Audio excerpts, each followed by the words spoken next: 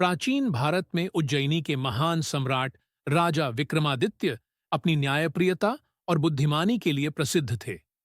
वे हमेशा अपनी प्रजा के हित में निर्णय लेते और किसी भी समस्या का समाधान अपने चतुराई से निकालते थे। एक दिन राजा अपने दरबारियों के साथ जंगल में शिकार पर गए। शिकार करते करते वे जंगल में बहुत अंदर चले गए और अपने सैनिकों से बिछड़ गए। रास्ता खोजते हुए उन्हें एक चालाक लोमड़ी मिली, जो बड़ी ही समझदार और धूर्त थी। राजा ने उससे कहा, हे लोमड़ी, क्या तुम मुझे महल का रास्ता दिखा सकती हो?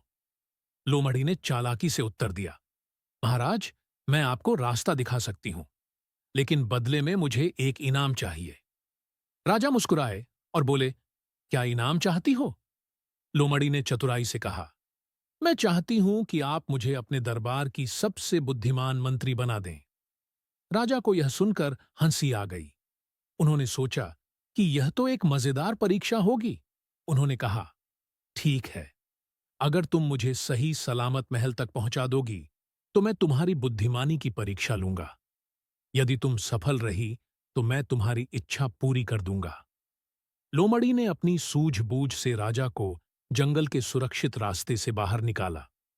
राजा अपने महल पहुंच गए और उन्होंने अपने दरबार में लोमड़ी को बुलाकर कहा, अब तुम्हारी परीक्षा होगी। यदि तुम दरबार के सभी मंत्रियों से अधिक चतुर साबित हुई तो मैं अपना वचन निभाऊंगा।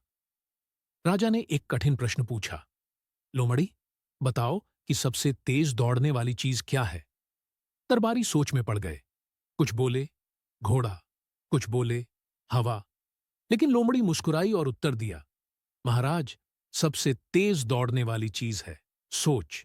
इंसान की सोच पलक झपकते ही पूरे संसार का चक्कर लगा सकती है। राजा विक्रमादित्य उसकी चतुराई से बहुत प्रभावित हुए और बोले, तुम सच में बहुत चतुर हो, लेकिन मंत्री बनना तुम्हारे बस की बात नहीं। फिर भी मैं तुम्हें जंगल की रानी घोषित करता हूं। इस प्रकार चतुर लोमड़ी अपनी बुद्धिमानी से न केवल जंगल की रानी बनी, बल्कि हमेशा के लिए राजा विक्रमादित्य की कहानी का एक हिस्सा भी बन गई। शिक्षा। बुद्धिमत्ता केवल ताकत से नहीं, बल्कि चतुराई और सही सोच से आती है।